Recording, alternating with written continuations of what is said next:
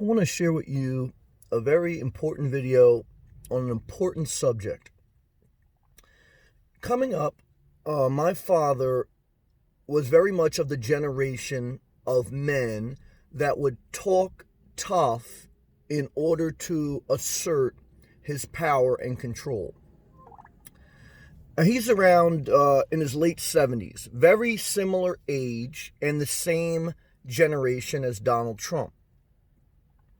It's the philosophy of, again, I exercise my authority and my strength through talking tough and being tough on people. That old school generation, some of them still think that mindset has value. But what happened over decades as previous generations birthed and took over or are taking over, they begin to say, look, you're not going to talk tough to me, okay? Because in an educational, informational, technology-run society, we are no longer living in a household where a man or one person controls your destiny. In previous generations, to be very tough and authoritative, women didn't have an option to leave the marriage a lot of times and get a job. They didn't have rights in society. Children didn't have information on the internet about what abuse is, about other ways out of a relationship that you're not happy with. So previous generations during that Donald Trump era, they had limited options. So the man exerted more and more power. But eventually, just like I did at the age of 8 to 13, I said, I'm not going to listen to your shit. No one is, well, I would say people are not scared, intimidated, or impressed through tough talking, especially not an educated, liberated, informed society or nations. The smarter the person, the less value you put on someone who can talk tough. Donald Trump, I'm making this point because it's a mindset, it's a generational issue, and it's an abusive relationship when someone thinks that the tougher they talk, the greater they are. Donald Trump, and I'm talking specifically tying it into a generational mindset and a specific political leader so that I'm talking to you directly and not in, not like tongue in cheek, so we can have an honest conversation. Donald Trump ran on the premise of people will respect this country again. I'm going to deal tough with China. I'm going to deal tough with the world. Where did that get us? 22 million dead, 22 million unemployed, 40,000 Americans at this time dead and counting. And it said that China didn't have good communications. China didn't have good communications with Trump. And just 2 months ago, Trump was saying he had a great relationship with China. They respected him again. He negotiated a great deal. Guys, if anything, in this generation, people not only don't respect you when you talk tough, they're going to go out of their way to either hurt you or make sure they don't obey you. Because there's other options. Okay. This isn't like, living house on the prairie where there's acres of land that separate you between your neighbor and you're scared to speak up to your father or your authoritarian political leader. And a gun can't control a virus. Being Rambo can't kill a virus. You have to be smart. You have to actually be more political. Like Donald Trump ran on not being politically correct because that is going to what's get us to the future. In one sense, maybe society went too far being politically correct because you have to have some direct conversation like I'm having with you now. But in the other sense, if you just think you're going to bully your way to peace negotiations, to trade negotiations, to country negotiations, it may for a little bit, but eventually people say, shut the fuck up. Eventually, in today's society, a woman will leave a man. Eventually, children will stop speaking to their father. Eventually, other countries will say, look, fuck you. Especially once you get old and you can't take care of yourself and talking tough don't matter. Or eventually you get caught in a position where you need help. And everyone at some point in life needs help. See, Donald Trump, again, he surrounded himself with wealth and power. He never had to answer to a boss. So he looks at that as strength, and he can talk reckless. But anyone, 99.9% of society, has always had a manager or someone they had to deal with. So they realize that you cannot always be too blunt and talk tough, because you'll lose your job, you'll lose your life, and people will look to hurt you.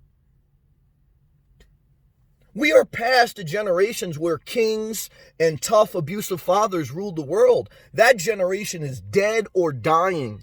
The new generation, okay, is more in line with empathy, diversity, and perspectives and information and options that are totally different than the talk tough generation.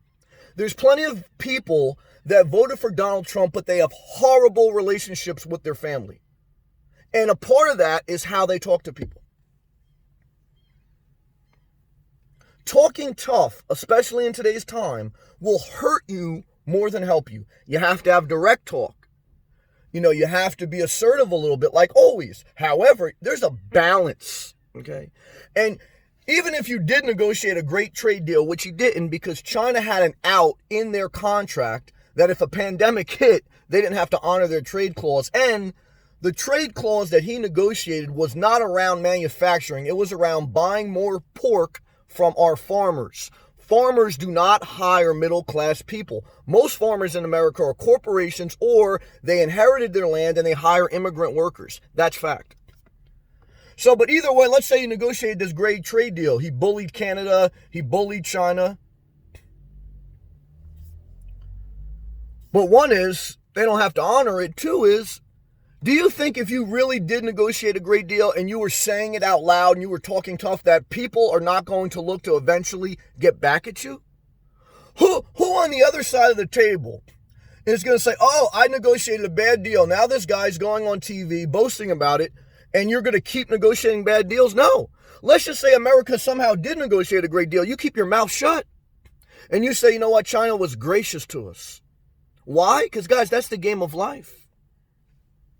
You can never avoid that. Not when you're dealing with amassed other people. When you're dealing with just a family that maybe if they want your inheritance, they won't talk back to you. That's a little bit like Donald Trump. His kids don't want to talk back to him. They don't want to lose their inheritance. And I've seen some people like that in real life. But in a world where maybe some people don't value money as high as others, maybe some people aren't intelligent to know that a gun won't kill a virus. You can sell that lie of talking tough as being a great leader to some. But to most, they look at you like, you know what, fuck this person, And I'll let them rant and rave because I'm not an anarchist.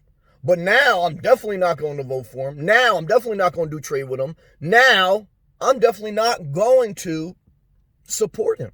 For some people, for ignorant people, talking tough is a sign of leadership. There'll always be those type of people in the world. There'll always be abusive people.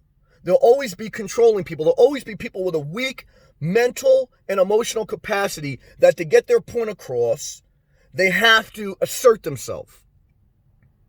And I understand that. I'm passionate myself. However, again, I'm doing a short video clip, and in 90% of my dealings in life with people, whether working or in the general public, I am mostly diplomatic. Okay, mostly mildly spoken. Okay, again, I know I'm doing a video now being very assertive and loud, but because I'm passionate, it's a 10-minute clip. But 10 minutes out of a 24-hour period is a big difference. And what I can tell you is talking tough will hurt you, hurt your country, hurt your family, and expose you for who you are, a nasty person, period. There's no eloquent word to say what someone who talks tough the majority of the time is. They're a nasty person, period. And you can fool some people, not all the people. It can work for a little bit, but not for a long time. That is, to me, what you're going to see in life and society and in your family and generationally. Because we're a new generation, guys. Where guess what?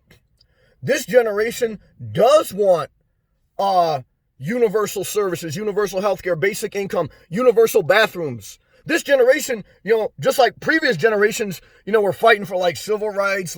Guys, this generation really don't care how tough you talk. And they really don't care what you do with your life. And they really don't care what religion you are. That's the truth. It's a whole nother generation. And it's not a group of women sitting in their house want their husband to talk tough to them.